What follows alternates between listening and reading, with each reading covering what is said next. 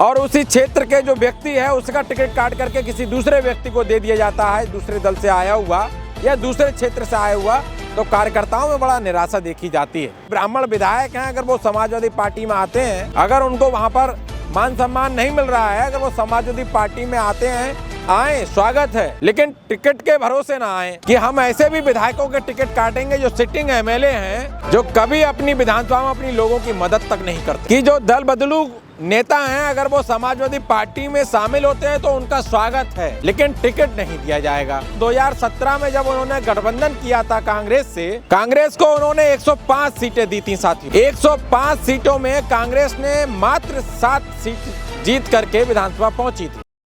साथियों नमस्कार, मैं वीरेंद्र और आप देख रहे हैं बोलो साथी। नए साल के अवसर पर सपा प्रमुख अखिलेश यादव ने राजनीति में एक नया प्रण लिया है। संकल्प लिया है कि अब की वो 2027 के चुनाव में बेहतर रणनीति के साथ चुनाव लड़ने जा रहे हैं। क्या क्या वो संकल्प लिए हैं, हम उन तमाम मुद्दों पे बातचीत करेंगे और क्या कुछ उन्होंने कहा है कार्यकर्ताओं के बीच में, शुभकामनाओं के संदेशों के बीच में उन्होंने एक राजनीति में जो एक नया संकल्प लिया है, उसकी आज हम विस्तृत रूप से चर्चा करने जा रहे हैं। 1 जनवरी 2026 की शुरुआत में ही अखिलेश यादव ने 2027 के होने वाले विधानसभा चुनाव में अभी से रणनीति बनाना शुरू कर दी है। और वो रणनीतियां ऐसी हैं कि जिस तरीके से 2017 में 2022 में जो उनको फेलियर साबित करती रहीं, हालांकि 2024 में उन्होंने एक अच्छा मुकाम हासिल किया उत्तर प्रदेश में,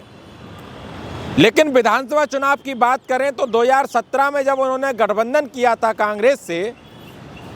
कांग्रेस को उन्होंने 105 सीटें दी थी साथियों। 105 सीटों में कांग्रेस ने मात्र 7 सीट जीत करके विधानसभा पहुंची थी। और तमाम जो लोग थे वो पिछली राजनीति को देख करके कह रहे थे कि अखिलेश यादव ने जो 105 सीटें दी वो कहीं ना कहीं समाजवादी पार्टी के लिए बहुत बड़ी कमी है। तमाम आर्टिकल्स लिखे गए, किताबें लिखी गई, चर्चाएं हुई, राजनीतिक विश्लेषक इस बात से फेल हो गए कि जिनकी सरकार में कहा जाता था कि काम बोलता है,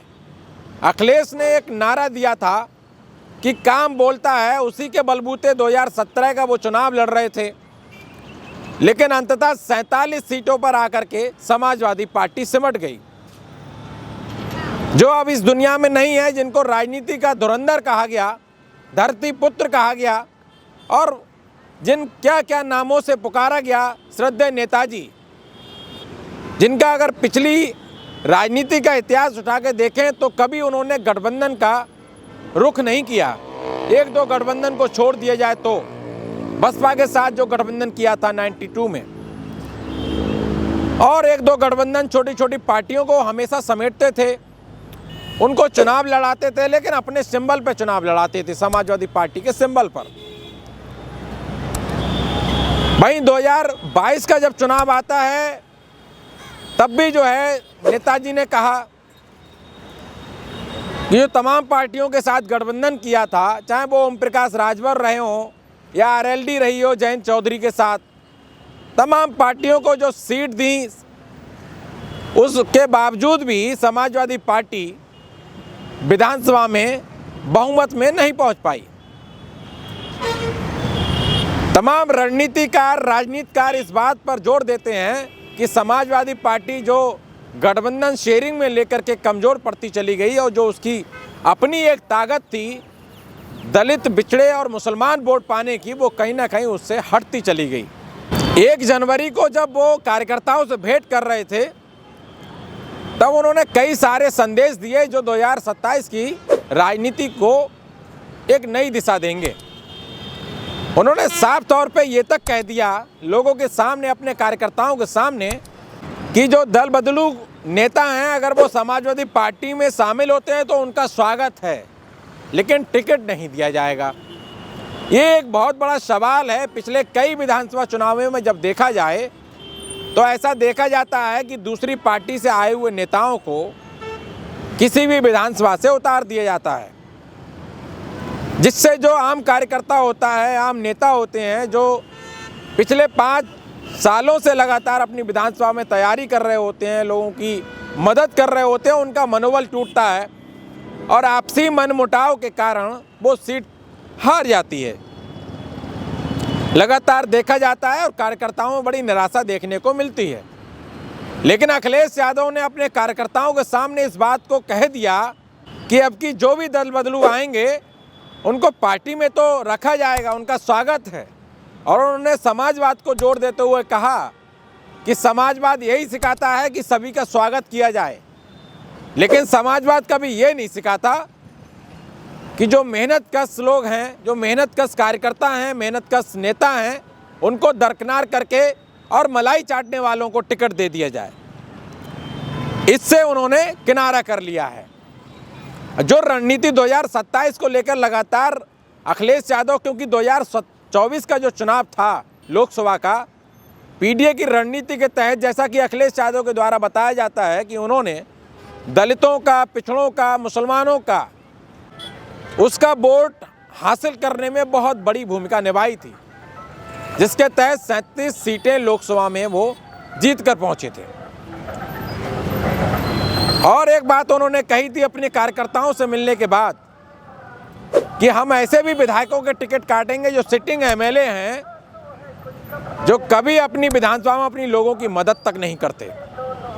कभी उनसे मिलते तक नहीं हैं। उन्होंने जोर दे करके कहा कि ऐसे तमाम विधायकों के टिकट कटने वाले हैं जो समाजवादी पार्टी की नीतियों के खिलाफ हैं, जो समाजवाद के खिलाफ हैं, जो लोगों की सेवा नहीं करते। और ऐसे लोगों को मौका दिया जाएगा जो सच्चे रूप में निष्ठावान तरीके से समाजवाद के लिए और समाजवादी पार्टी के लिए समर्पित हैं। एक बात उन्होंने और कही कि जो अभी पिछले दिनों आपने देखा होगा, ब्राह्मणों ने जिस तरीके से मीटिंग की, भाजपा के जो विधायक हैं उन्होंने मीटिंग की, उसको लेकर के भी उन्होंने एक बयान दिया कि उनका स्वागत है। अगर जो ब्राह्मण विधायक हैं, अगर वो समाजवादी पार्टी में आते हैं, अगर उनको वहाँ पर मान सम्मान नहीं मिल रहा है, अगर वो समाजवादी पार्टी में आते हैं, आएँ, स्वागत है, लेकिन टिकट के भरोसे ना आएँ। उनको मौका दिया जाएगा, आने वाले समय में मौका दिया जाएगा, वो सभी का स्वागत करते हैं। तो ये भी अब जो बीच की जो रणनीति थी, ये भी उन्होंने तय कर दी है। और कहीं ना कहीं अब कार्यकर्ताओं में बड़ा हर्षोल्लास के साथ ये खुशी देखी जा रही है कि कार्यकर्ता इस बात पे बड़े खुश नज़र आ रहे हैं। कार्यकर्ता हमेशा नेता को, जो लोकल स्तर का नेता होता है, क्षेत्रीय स्तर का जो नेता होता है, उसको पसंद करता है, जो हमारे लोकल के हैं, हमारे क्षेत्र के हैं।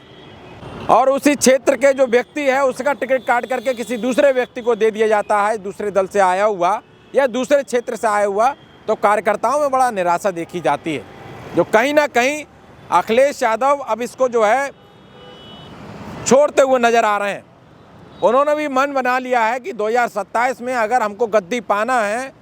या मुख्यमंत्री बनना है, तो हमको ये तमाम जो रणनीतियां हैं और तमाम जो ये बिंदु हैं जिन पर चुनाव जीता जा सकता है, उन पर ध्यान देना बहुत ही आवश्यक है। ये हम पूरी जो चर्चा कर रहे थे, पिछली बार भी हमने कई बार ऐसी वीडियो की हैं और आगे की भी तमाम ऐसी वीडियो करते रहेंगे। फिलहाल आप क्या कुछ सोचते हैं 2027 के विधानसभा चुनाव पर और अखिलेश यादव की नीतियों पर, इस पर कमेंट बॉक्स के माध्यम से अपनी प्रतिक्रिया ज़रूर दें। बहुत शुक्रिया।